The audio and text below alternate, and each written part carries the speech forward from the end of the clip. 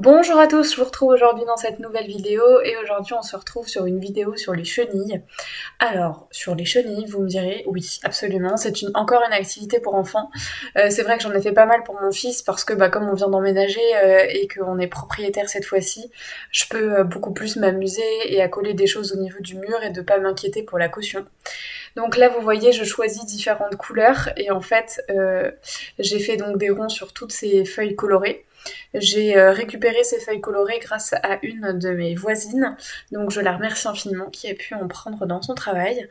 Donc pour moi cette activité elle a valu 0 €. C'est juste la plastification évidemment où là on va pouvoir dépenser un petit peu plus si vous n'avez pas encore la plastifieuse et surtout si vous avez pas de feuilles plastiques pour plastifier. Jusque là on est d'accord.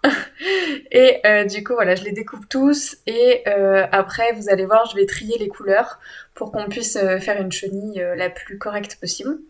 Donc là, j'avais assez de couleurs différentes pour pouvoir faire un rond de chaque couleur. Mais par contre, sinon, vous pouvez seulement utiliser 2 couleurs différentes et, euh, et en fait réaliser les cercles avec seulement une ou 2 couleurs pour la chenille. C'est quelque chose que j'ai vu en fait dans les écoles pour les petits, au niveau de la petite section la plupart du temps. Et je me suis dit que ça pouvait être très bien pour à la fois lui apprendre des choses, toujours dans cette démarche de Montessori, essayer de lui apprendre de nouvelles connaissances avant même d'être à l'école. Et aussi de lui rajouter plein de couleurs dans sa chambre, parce que c'est vrai que j'ai pas tant de choses que ça au mur pour lui. J'ai fait un cadre que je vous montrerai dans le room tour pour sa chambre. Mais par contre, on n'a pas grand-chose d'autre. Donc je me suis dit que j'allais essayer de lui faire une petite classe un petit peu colorée. Voilà pourquoi cette activité en particulier. Et du coup, pour cette activité-là, vous allez voir que j'ai repris une image de chenille que j'ai vue sur internet. Et c'est juste que la tête, je la trouvais un petit peu bizarre, donc j'en ai refait une pour moi toute seule. Donc après que tout soit vraiment bien découpé, euh, vous allez voir du coup que j'ai pas mal de couleurs qui sont un peu similaires. J'ai des verts clairs, j'ai des verts un tout petit peu plus foncés, et surtout j'ai 3 nuances de bleu. Et en fait, je me suis dit que c'était pas mal de les replacer vraiment assez correctement pour faire un arc-en-ciel. Euh, je sais pas si c'est avant ou après cette vidéo-là, mais en tout cas, j'ai fait une autre activité arc-en-ciel, vous allez voir. Donc, on est en plein dans la thématique des couleurs pour mon petit garçon. Moi, ce que je faisais déjà depuis longtemps, c'est lui dire en quelle couleur il est habillé aujourd'hui, en quelle couleur papa est habillé aujourd'hui, maman aussi, pour le familiariser avec les couleurs. Ensuite, là, sur mon petit papier qu'on voit pas très bien, en fait, je mets les couleurs sur les numéros que je que j'ai envie de faire.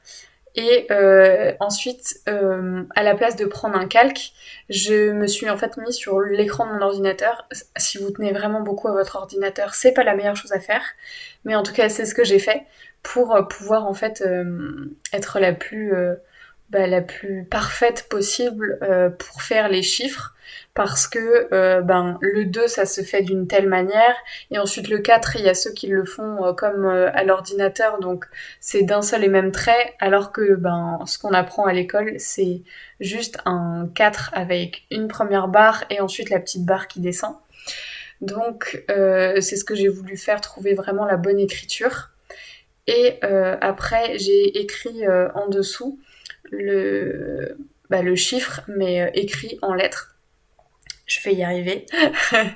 Et en fait, du coup, j'ai fait tout le pourtour de tous les chiffres au départ. Et j'ai écrit qu'à la fin, en lettres, le chiffre écrit en lettres. Je vais y arriver. Et du coup, voilà, j'ai passé beaucoup de temps à faire ça parce qu'il faut vraiment que ce soit nickel pour qu'il puisse vraiment bien suivre avec son doigt comment faire le chiffre et s'en rappeler.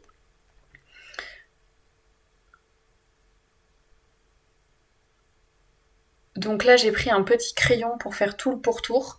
Donc c'est un crayon qui fait à peu près 0,1 voire 0,3 mm pour ensuite avoir une base pour colorier avec vraiment le gros marqueur pour être sûr de ne pas dépasser, pour vraiment que ce soit bien propre. Donc là, vous voyez avec le 10 ce que ça peut rendre. Et en fait, ce que j'ai écrit en dessous, c'est soit vous pouvez très bien le prendre exactement comme les chiffres sur internet, ou alors vous pouvez l'écrire de vous-même. Moi j'avais juste fait deux petits traits que vous m'avez vu gommer juste avant, pour que ce soit le plus droit possible.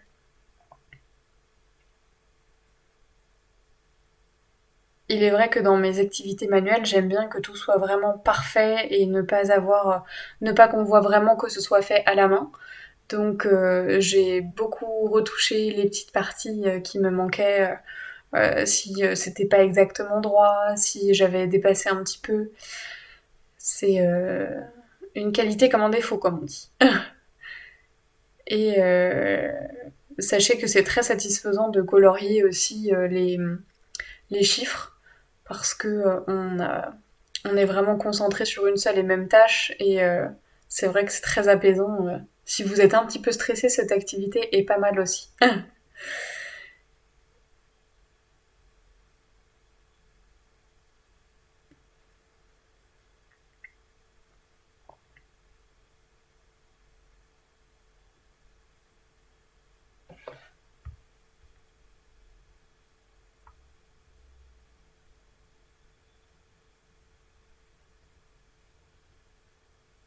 Et du coup là on passe à la réalisation des petits pieds. Alors du coup au niveau des petits pieds, donc en fait j'ai pris les chutes d'un papier qui était un petit peu plus épais que les autres, donc pour moi c'est le vert clair.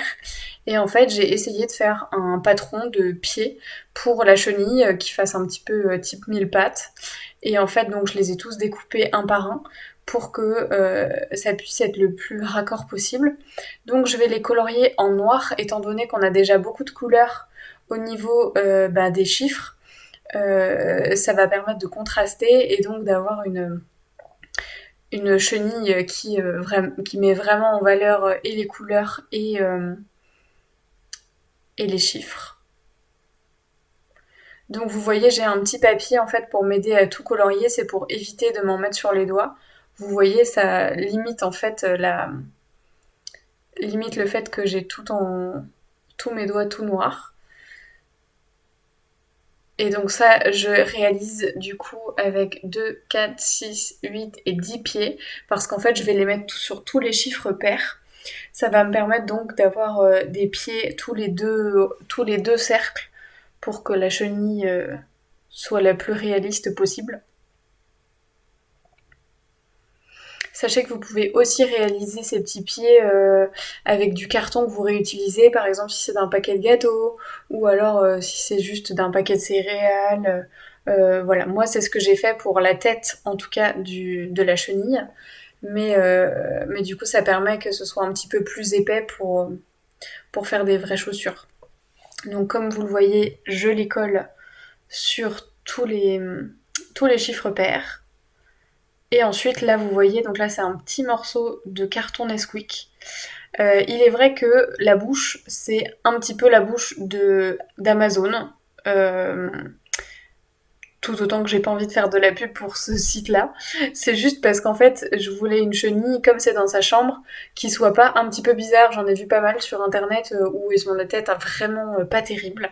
Et donc, je me suis dit que j'allais essayer de le faire moi-même, une petite tête un peu marrante. Et le fait d'avoir des flèches dans les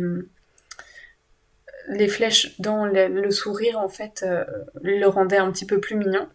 Donc là, vous voyez, j'ai découpé des ronds dans le paquet Nesquik et ensuite après j'ai colorié en noir pour faire les yeux.